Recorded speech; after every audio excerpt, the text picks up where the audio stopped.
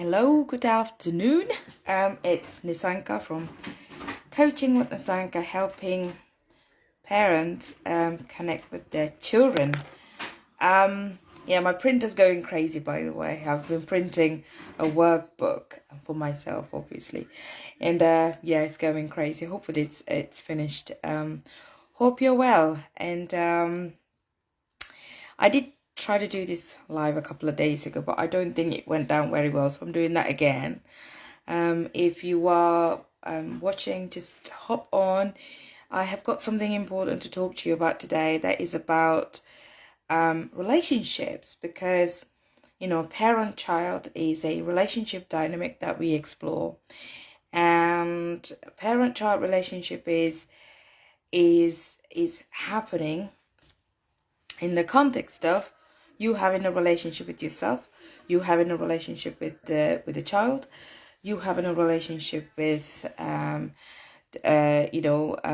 whoever is related to that dynamic. But importantly, it's important to recognize your relationship with yourself before you consider any relationship improving, having quality of relationship. So very important that we have a quality relationship with ourselves before we can consider having a quality relationship with anybody else, whether it's your children, whether it's your partner, whether it's your parents, whether it's your work colleagues or outside world. Very important that we have a relation, we know what our relationship is like.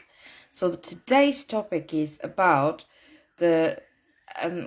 it is to recognize signs of how do we know that how do our childhood trauma manifest in our relationships. Hope you're well. Just let me know where you're watching from. And today's topic is how do we know our childhood trauma is manifesting in our relationship as an adult. Like I said, it's very important to know the relationship with ourselves before we can understand the relationship we have with our children or anybody else. So number one, I'm going to talk about 5, but there's a lot more, and I will do another live and carry on talking about this. Number 1 is having the fear of abandonment. If you've had a traumatic childhood, or you don't know, if you've had a traumatic childhood and you've been abandoned emotionally, physically by your carers, and your emotional needs were not listened to, paid attention to, taken care of, then you have the fear of abandonment. And then there's just constant fear of your partner leaving you, constant anxiety around not having a relationship, or constant anxiety around having your partner all by to yourself. And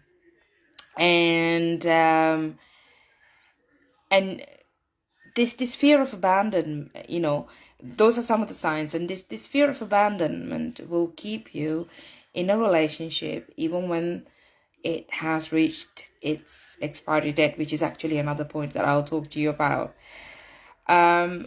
If you're constantly worried about your partner leaving you, and if you're constantly adjusting yourself, changing who you are as a person and adjusting left, right, and center to accommodate your partner's need because you're worried about your partner leaving, that is a sign. These are general signs, and everybody manifests these things differently. These are general signs. So remember that these are signs that you've had unresolved childhood trauma. You're still having some of these unresolved traumas. And another point, another way that we know our childhood trauma manifest in our relationship is to feel annoyed with others. So in the relationship, so you constantly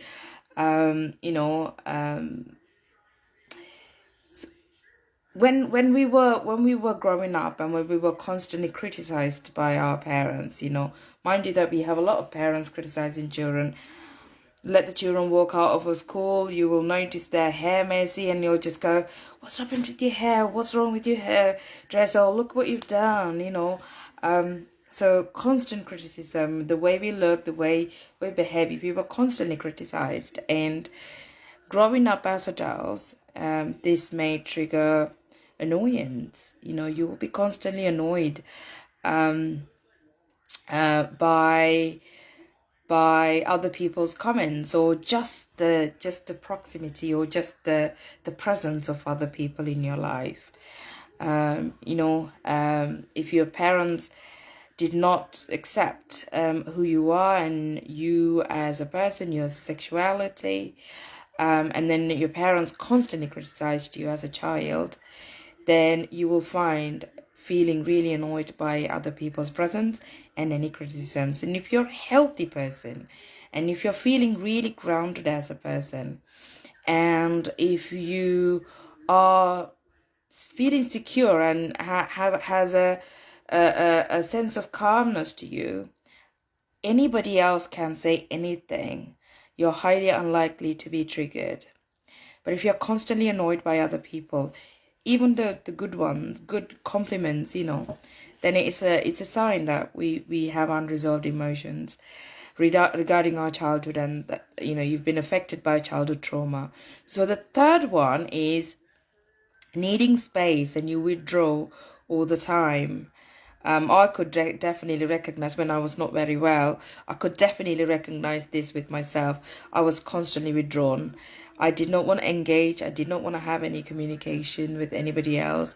And even like playing with my child was extremely difficult, because I was constantly looking for the space for myself, because your nervous system is overdriven, it is tired, and it's in constant hypervigilance. So the only way you can control that is to be withdrawn and being in an environment where you perceive as safe.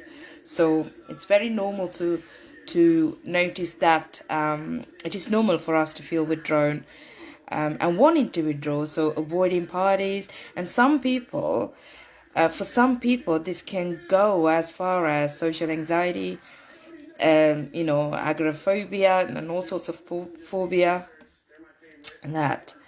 So that's that. Fourth one is you stay in a relationship longer than its expiry date. So knowing the red flags right from the beginning, I told you about intuition, and there's a video about intuition and how to nurture intuition in my YouTube channel. Have a look at that. And intuitively, this relationship is not good for you. You can feel it. Your intuition is telling you, and you can see the red flags. And I'll share a story. And I had a friend of mine, and I have got permission to say this. Obviously, I'm not gonna share the name of the person anyway. I have a friend right from the start, when they got together, and there was like far too many red flags. There was control, there was rules and regulations about what you can wear, what you can't wear, how you should be looking like, and everything. Far too many rules, coercion, narcissism. Yet this person just carried on for a long time, until they finally realized, oh dear, what kind of relationship am I in? And then finally decided to let go of it. And so deep down what the red flags are, that this is not a good place for you, but yet you continue to be in this one. It's because we just don't have that security within ourselves. We don't feel grounded, and we feel really scared that we won't have anybody else in our life, because we were neglected, and we were constantly growing up. We were constantly confused. All right. So that's number 4.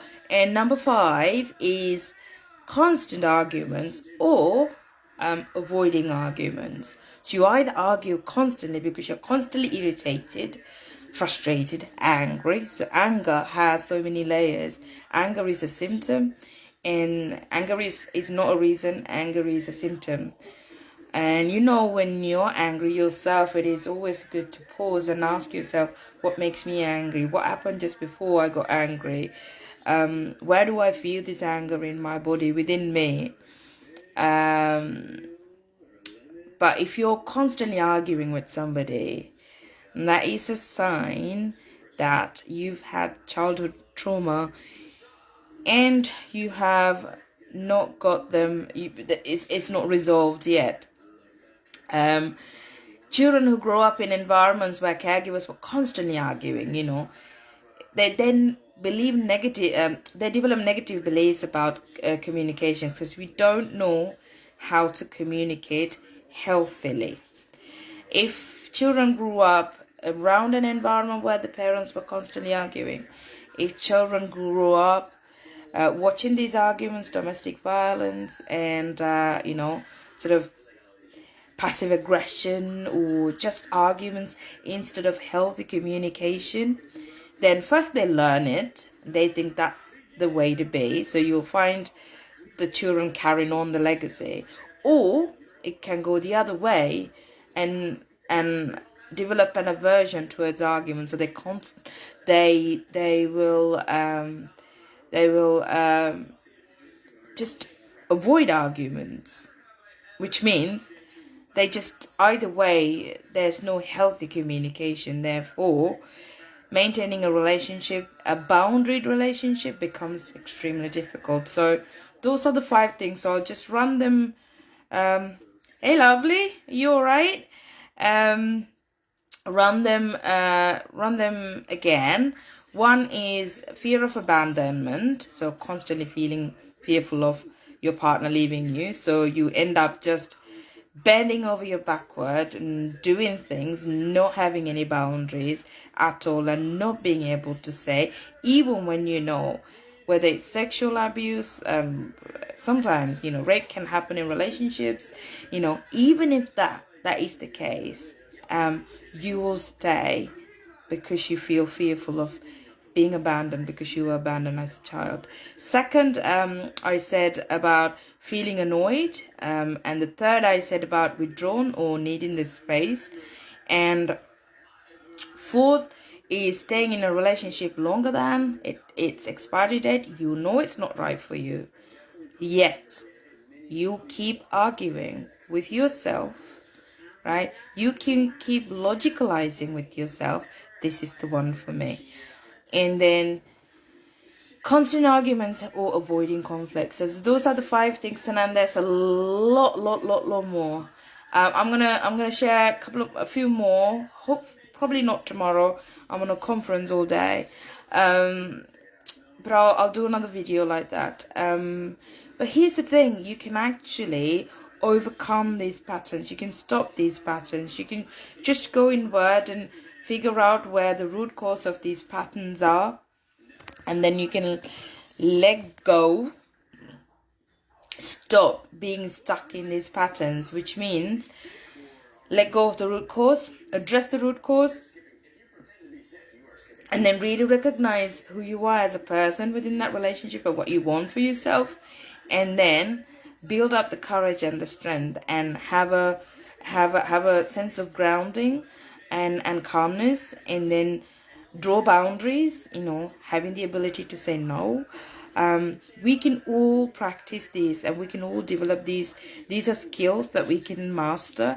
So it's not like, oh yeah, it's my life, you can choose to accept it, However, if you are choosing to accept that for yourself, you got to question, where do you see your children? Children learn from us. If we choose to accept such toxic environments for ourselves, we are automatically giving the message that such toxic environments are good for our children as well.